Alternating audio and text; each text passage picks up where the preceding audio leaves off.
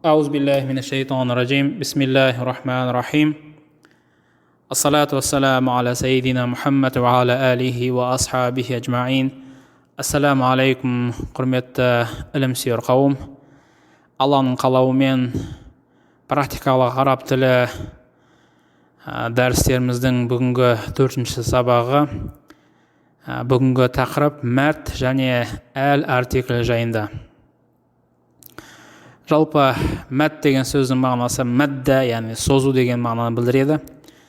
Мынау араб тілінде ол 3 әріп, яғни созуға былайша мәт әріпі алиф, вау, я. Бір сөзбен айтқан кезде бұл араб әріптерінің дауысты дыбыстары секілді. Мәт дегеніміз ол 2 харекет созылады, яғни 2 а немесе 2 у, 2 и. Мысалы а, и, у деген секілді. Егер бір не а, у, и деп айтылса, ол енді харекет болады. Дамма, касра және фатха.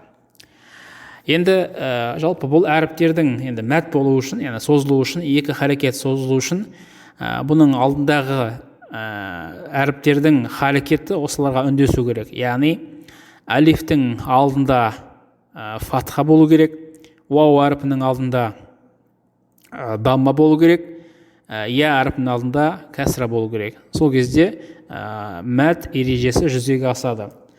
Енді мәттің жасалу жолы. Бірінші алиф. Яғни алифтің алдындағы әріп фатхалы болады. Жаңа жоғарыда айтқандай. Мысалы қалә, қалә. Яғни қа деп 2 а созамыз. Қалә. 2 а. Немесе кәнә, кәнә, кәнә. Екінші вау. Ваудың алдындағы әріп даммалы болады. Яғни харекеті дамма болады. Яғни вау әріпінің алдындағы әріп. Мысалы қафтың харекеті вау. Сол оқылған кезде созып у әріпін созып оқимыз. Қуля, қуля, қуля. Үшінші я әріпінің алдындағы әріп кәсралы болады. Яғни бұл я әріпі созылып оқу үшін. Мысалы қиля, қиля, қиля. Бірінші ескерту, бұл неге байланысты? Егер ләмнің, яғни ләм әлиф, ләмнен кейін әлиф келетін болса, яғни ләм әріпінен кейін әлиф әріпі келетін болса, мынау суретте көргендей жалғанбайды. Яғни лыдан кейін а бұлай кәдімгі ережеге сай емес, екінші лә болып жалғанады, екінші мысалдағындай жалғанады. Яғни мысалы кәләмун, кәләмун, кәләмун. Бұл жерде ләден кейін әріп бөлек жазылып тұр, өйткені ләден кейін алиф тұр. Яғни алиф өздеріңіз білесіздер, мынау өзінен кейін жалғанбайтын 6 әріптің бірі. Яғни алиф, дәл, зәл, ра, зей және вау әріптерінің 6 әріптен кейін өздеріңіз білесіздер, әріптер жалғанбайды. Яғни сол үшін бұл жерде л емес, яғни алиф тұрған үшін бұл бөлек жазылып тұр. Кәләмун.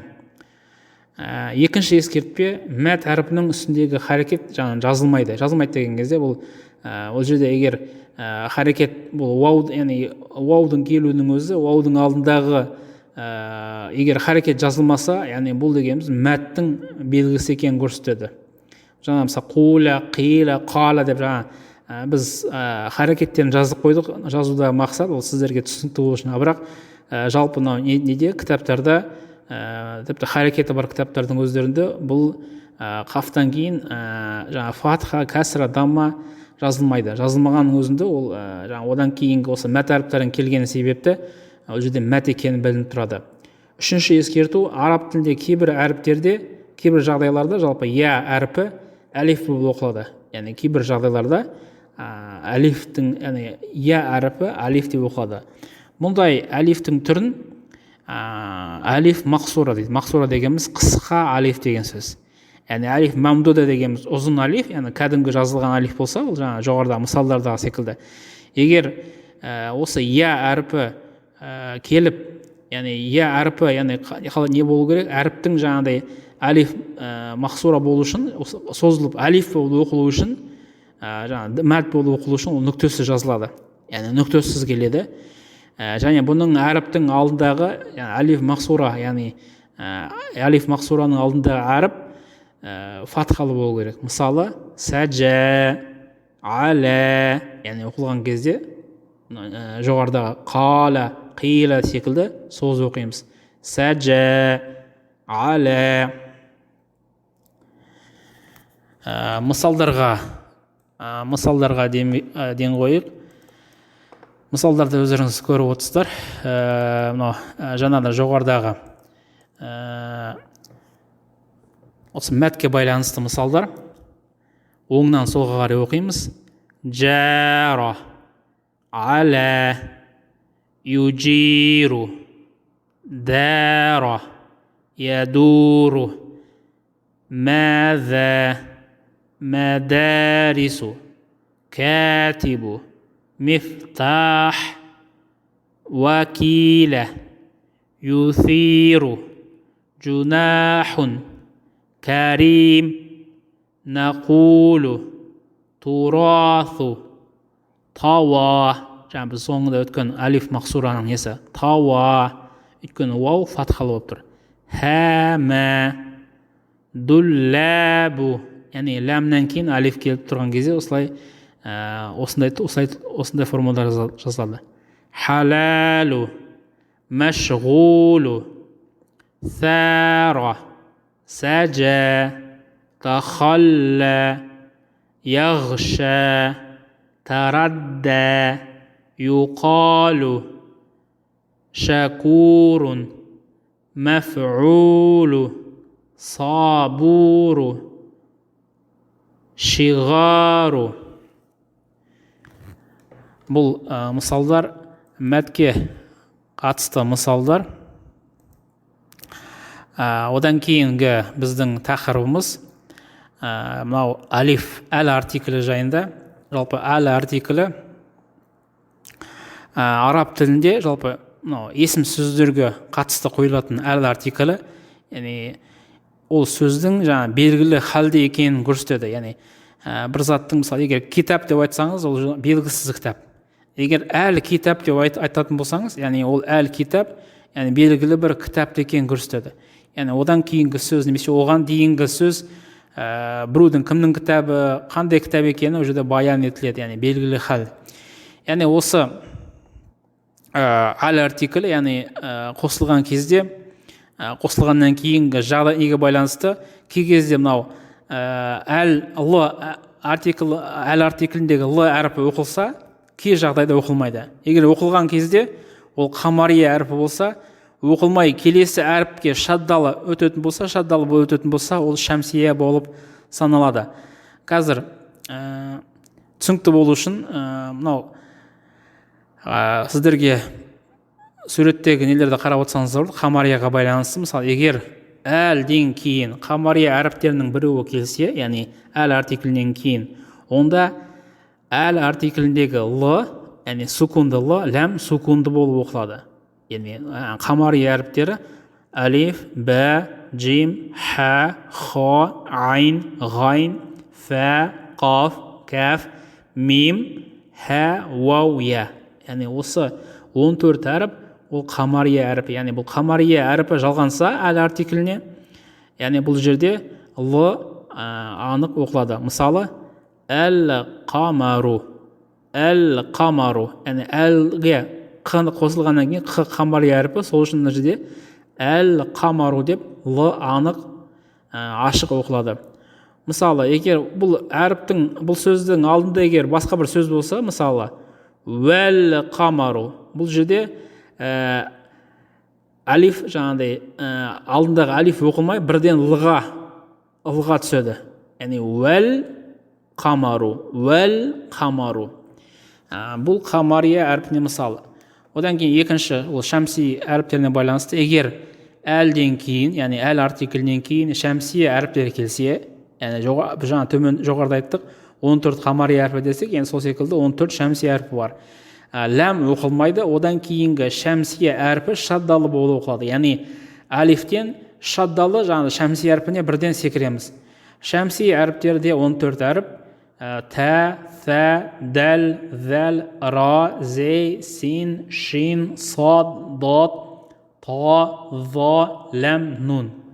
Мысалы, әлге шыны қостық, яғни әш-шәмсу болып қалады. Әш-шәмсу, яғни лыны оқымаймыз, бірден әлифтен шыға түстік.